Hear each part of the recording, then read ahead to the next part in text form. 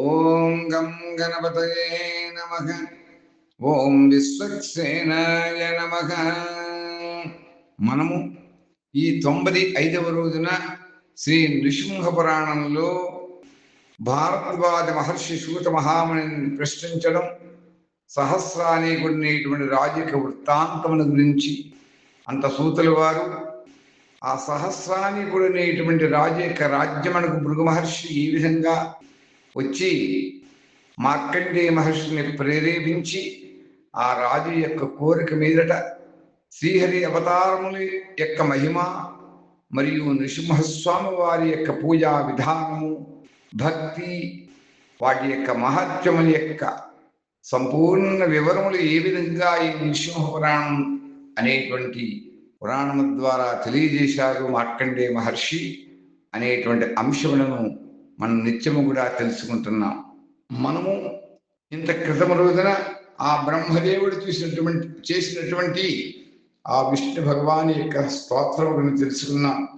దాని యొక్క భావాన్ని ఈ రోజున మార్కండేయ మహర్షి ఏ విధంగా తెలియజేస్తున్నారు అని వారి యొక్క మాటల్లో తెలుసుకుంటున్నాం. నమస్తే నారసింహాయ నమస్తే గుణసింధవే నమస్తే సార్వభౌమాయ జయ జయ లక్ష్మీ నారసింహాయ తే నమః. అంత బ్రహ్మదేవుడు విష్ణు భగవాన్ని గురించి స్తోత్రం చేయగా ఆ లక్ష్మీనారాయణుడు శంఖచక్ర గదాధారి అయి ప్రత్యక్షమయ్యాడు. ఋషికేశుడు బ్రహ్మతోనూ దేవతలతోనూ కూడా ఈ విధంగా అంటున్నారు, ఓ పితామహ దేవతలారా, మీరు చేసినటువంటి స్తోత్రము వలన నేను మిక్కిలి ప్రసన్నుడయ్యాను. దీనిని నిత్యము పఠించేటువంటి వారికి సమస్తమైనటువంటి పాపములన్నీ కూడా నశిస్తాయి. ఈ స్తోత్ర ప్రభావం చేత భక్తులకు నేను తప్పకుండా ప్రత్యక్షమవుతాను, వారికి దర్శనం ఇస్తాను. ఓ బ్రహ్మదేవ, ఇప్పుడు రుద్రుడు, ఇంద్రుడు, భూదేవి మొదలైనటువంటి దేవతలందరూ కూడా నన్ను ప్రార్థించారు. మీరు నా నుంచి ఏమి ఆశించి ఇక్కడికి వచ్చారు, మీకు నేను ఏ విధంగా సహాయపడగలను అని ఆ విష్ణు భగవానుడు బ్రహ్మదేవుడితో పలికారు. అప్పుడు బ్రహ్మ అంటున్నారు, ఓ పురుషోత్తమ, ఈ భూమి రాక్షసుల మితిమీరినటువంటి బరువును మోయలేకుండా ఉన్నది. కాబట్టి నేను మీ ద్వారా ఈ భూభారాన్ని తొలగింపజేయడం కోసం మీరందరితో కలిసి ఇక్కడికి వచ్చాను అని ఆ విధాత తెలియజేశాడు. ఇది విన్నటువంటి భగవంతుడైనటువంటి మాధవుడు, ఓ దేవతలారా, ఇక మీరు నిశ్చింతంగా ఉండి మీ స్థానాలకు వెళ్ళండి అని ఆజ్ఞాపించాడు. ఓ బ్రహ్మదేవ, భూలోకంలో దేవకీ వసుదేవులకు పుట్టి కంసుడు మొదలైనటువంటి దుష్ట రాక్షసులను సంహరించగలను అని శ్రీహరి పలికినటువంటి మాటలు విన్నటువంటి ఆ దేవతలు అందరూ కూడా ఆయనకి నమస్కరించి అక్కడి నుంచి వెళ్ళిపోయారు. ఓ రాజా, దేవతలందరూ కూడా వెళ్ళినటువంటి తర్వాత దేవదేవుడైన జనార్దనుడు సజ్జనులను రక్షించుటకు, దుష్టులను శిక్షించుటకు తన తెలుపు నలుపు 2 శక్తులను కూడా పంపించాడు. తెల్లని శక్తి వసుదేవుని వల్ల రోహిణికి జన్మించింది. నల్లని శక్తి దేవకి యందు జన్మించింది. రోహిణి పుత్రుడు పుణ్యమైన రామనామాన్ని పొందాడు. దేవకి కుమారుడు శ్రీకృష్ణుడు అయినాడు. ఇక వారి పనుల గురించి నేను విశదీకరంగా తెలియజేస్తున్నాను, విను. గోకులంలో బాల్యమందే బలరాముడు రాత్రిపూట పక్షి రూపంలో వచ్చిన రాక్షసుని చంపి సంహరించాడు. శ్రీకృష్ణుడు పూతన అనే రాక్షసుని, బలరాముడు ధేనుకాసురుడు అనేటువంటి రాక్షసుని చంపారు. శకటాసురుడు మద్ది చెట్ల జంట శ్రీకృష్ణుని యొక్క చేత నశింపజేయబడ్డాయి. అంత ప్రళంబుడు అనేటువంటి రాక్షసుడిని బలరాముడు పిడికిలి దెబ్బ చేత సంహరించాడు. శ్రీకృష్ణుడు యమునా నది అందరి విషసర్పమైన కాళీయుడనేటువంటి ఆ యొక్క సర్పాన్ని కాళీయుణ్ణి మర్దించాడు, కాళీయుణ్ణి శిక్షించాడు. మరియు ఇంద్రుడు వర్షిస్తుండగా గోవర్ధన పర్వతాన్ని ఎత్తి గోకులాన్నంతరినీ కూడా రక్షించాడు. అరిష్టాసురుని కూడా చంపాడు. అంత శకట రూపం ధరించినటువంటి కేశి అనే రాక్షసుని సంహరించాడు. ఆ తర్వాత మహాత్ముడు అక్రూరుడు రామకృష్ణుని ఇద్దరిని మధురకు తీసుకువెళ్ళాడు. దారిలో అక్రూరుడు యమునలో మునిగి నీటిలో రామకృష్ణుని చూశాడు. వారిద్దరూ అక్రూరుడికి ఐశ్వర్యప్రదమైనటువంటి తమ దివ్య రూపాలను చూపించారు. వారిద్దరి సాటిలేని రూపమును చూసి అక్రూరుడు యశోదామకైనటువంటి వారు కూడా మిక్కిలి సంతోషించారు. అంత మధురానగరంలో చెడుగా మాట్లాడుని కంసుని చాకలిని ఈ బలరామకృష్ణుడు చంపేశాడు. అతని యొక్క వస్త్రాలను బ్రాహ్మణులందరికీ కూడా పంచిపెట్టారు.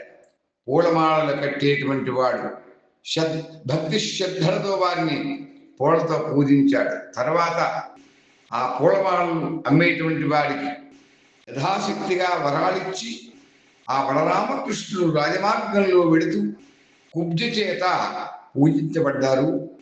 ఆమె కురూపాన్ని పోగొట్టి యజ్ఞశాలలో ఉంచిన కంసుని గొప్ప ధనుస్సును కృష్ణుడు అవలీలగా విరిచేశాడు. అంత బలరాముడు అక్కడ ఉన్నటువంటి అనేక దుష్టులను సంహారం చేశాడు. తరువాత ఆ బలరామకృష్ణులు ఇద్దరూ కలిసి కులయాపీడం అనేటువంటి ఏనుగును కూడా సంహరించారు. పిమ్మట వసుదేవుని పుత్రుడైన వారిద్దరూ కలిసి ఏనుగు దంతాన్ని పెరికి తమ యొక్క చేతులతో పట్టుకున్నారు. అదేవిధంగా రంగస్థలం మీదకి వెళ్ళారు. బలరాముడు పర్వతమంత ఆకారం గల ముష్టికుడు అనేటువంటి మల్లిని యుద్ధం చేసి అతను కూడా సంహారం చేశాడు. శ్రీకృష్ణుడు కూడా చాణూరుడు అనేటువంటి కంసుని యొక్క మల్లిని యుద్ధంలో సంహరించాడు. అలా మరణించిన ముష్టికుడనే మల్లిని మిత్రుడైన పుష్కరుడు అనేటువంటి వాడు యుద్ధానికి లేచిరాగా వాడిని కూడా బలరాముడు ఒక్క పిడికిల దెబ్బతో చంపేశాడు. పిమ్మట అక్కడి రాక్షసులందరినీ కూడా చంపి కృష్ణుడు కంసుని నేలపై పడేసి అతని మీదకి దూకి అతన్ని చంపేశాడు.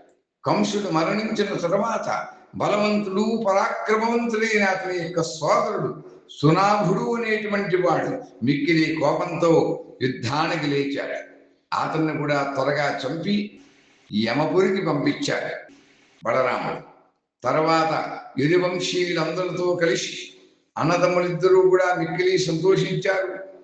తల్లిదండ్రులకు నమస్కరించి శ్రీకృష్ణుడు ఉగ్రసేనుణ్ణి యదువంశీయులకు రాజుగా చేసి ఆయనకు సుధర్మ అనే ఇంద్రసభను సమర్పించారు.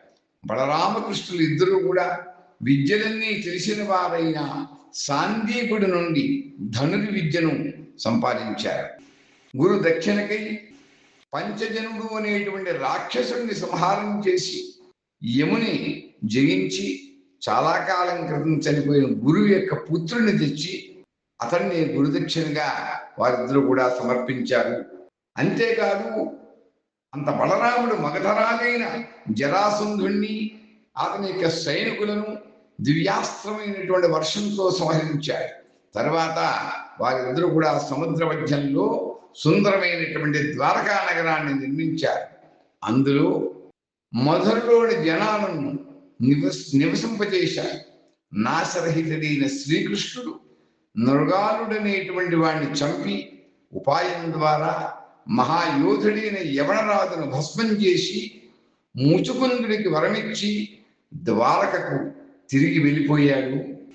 ఆ తర్వాత ప్రశాంతంగా ఉండగా బలరాముడు నందుణ్ణి గోకులానికి వెళ్ళి బృందావనంలో గోపాలుడితో స్నేహపూర్వకంగా గౌరవించబడి అక్కడ ఆయన నాగలతో యమునా నదిని తన యొక్క బలం చేత లాగాడు. తరువాత ద్వారకలో రేవతిని భార్యగా పొంది ఆమెతో సుఖంగా జీవిస్తూ ఉన్నాడు. అలా పురాణ పురుషుడైన శ్రీకృష్ణుడు క్షత్రియ ధర్మం ప్రకారం రుక్మిణీదేవిని వివాహమాడి ఆమెతో ఆనందంగా ఉన్నాడు. ఒకప్పుడు హలధరుడు కళింగరాజు దంతాలను పెరికేశాడు. అసత్యమాడినటువంటి రుక్మిణిని పాచికతో కొట్టాడు. ఈ విధంగా కృష్ణుడు ప్రాగ్జ్యోతిష పురానికి రాజైన హయగ్రీవుడు మొదలైన చాలా మంది రాక్షసులను యమలోకానికి పంపించాడు. తర్వాత నరకాసురుని అనేటువంటి రాక్షసుని సంహరించి అతని వద్ద ఉన్నటువంటి ధనాన్నంతటినీ కూడా తీసుకుని వచ్చాడు. అక్కడి నుంచి కృష్ణుడు ఇంద్రలోకానికి వెళ్ళి అదితికి ఆమె యొక్క దివ్య కుండలాలను సమర్పించాడు. తర్వాత ఇంద్రుని జయించి పారిజాత వృక్షమును కూడా తీసుకుని వచ్చాడు. పిమ్మట బలరాముడు కౌరవుల్ని భయపెట్టి వారు బంధించిన సాంబుణ్ణి విడిపించాడు. అలా బుద్ధిమంతుడైనటువంటి శ్రీకృష్ణుడి యుద్ధంలో బాణాసురుని యొక్క భుజాలను ఛేదించాడు. మరియు అతను ఉన్నటువంటి 1,000,000 మంది సైనికులను కూడా క్షణంలో సంహారం చేశాడు.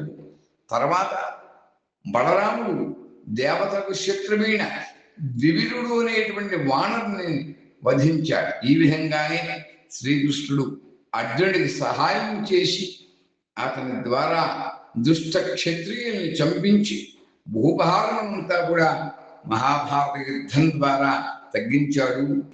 అప్పుడు బలరాముడు తీర్థయాత్రలో ఉన్నాడు. రాజా, బలరామకృష్ణుడు ఇలా ఎంతమంది దుష్టులను సంహరించారో లెక్కించలేము.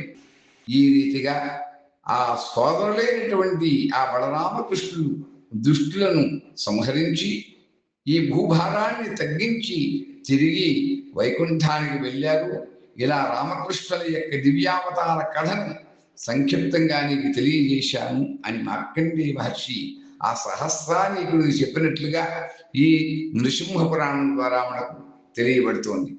ఇక రాబోయేటువంటి రోజున కలికి యొక్క అవతార కథను ఏ విధంగా చెబుతున్నారు మార్కండేయుడు అని అంటూ ఆ రాజును అంటున్నారు మార్కండేయ మహర్షి, జాగ్రత్తగా విను.